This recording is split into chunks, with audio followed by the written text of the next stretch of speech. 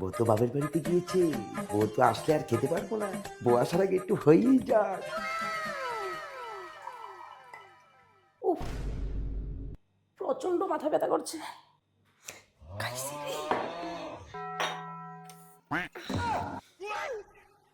কি করছো তুমি? আরে একটু চা করছিলাম। ভালোই হয়েছে তুমি চা করেছো, জানো মাথাটা প্রচন্ড ব্যথা করছে। দাও না একটু চা খাই। তুমি চা খাবে? হ্যাঁ খাবো তো। আচ্ছা আচ্ছা, তোমার জন্য তাহলে আমি চা করে দিচ্ছি। শোনো বাবা, তুমি তোমার জন্য করে নাও তো, এটা আমাকে দিয়ে দাও তো। বললাম তো আমি তোমাকে করে দেবো। আরে আমার এটাই চাই। চাটা কেমন কেমন যে লাগছে। না না, লবণ, আদা, জিরা, ধনিয়া, সঙ্গে গরম মশলাও আছে, তাই এমন লাগছে আর কি। ও তাই বলি চাটা এরকম লাগছে কেন? হ্যাঁ, বেশি করে খাও।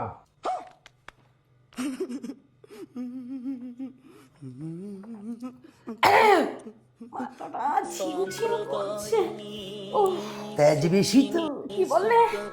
না না, ভালো চা করলাম তো এই কারণে। আচ্ছা চলো বেবি, এটা ডান্স করবো, চলো চলো চলো ডান্স করবো।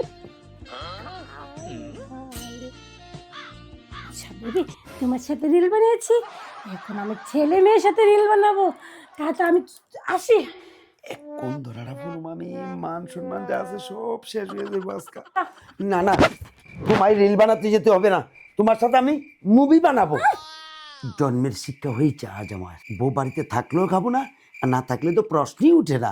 যখন জানতি তুই বিয়ের পরে কাজ করতে হবে, বাসন ধুতে হবে, রান্না করতে হবে, ঘর গুছোতে হবে, তাহলে কেন করলি বিয়ে? বল বল বল। কি গো তোমার হলো? আর কতক্ষণ সময় লাগবে তোমার?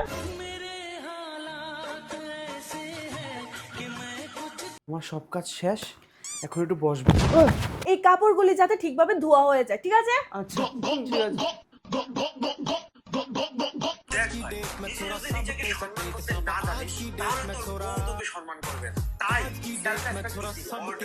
আগে কত নিজের চিন্তা করতাম, কত আত্মসম্মানের কথা ভাবতাম, এখন পুরো ভুলে গিয়েছি আমি নিজের আত্মসম্মানের কথা। এটা হবে না, নিজের সম্মান নিজেকে বজায় রাখতে হবে। Yes! এটা একটু বেশি বেশি করে ফেললাম, না যাই কথা বলে একটু মিটিয়ে নি। भीगे होठ थे प्यासा लफ्ज़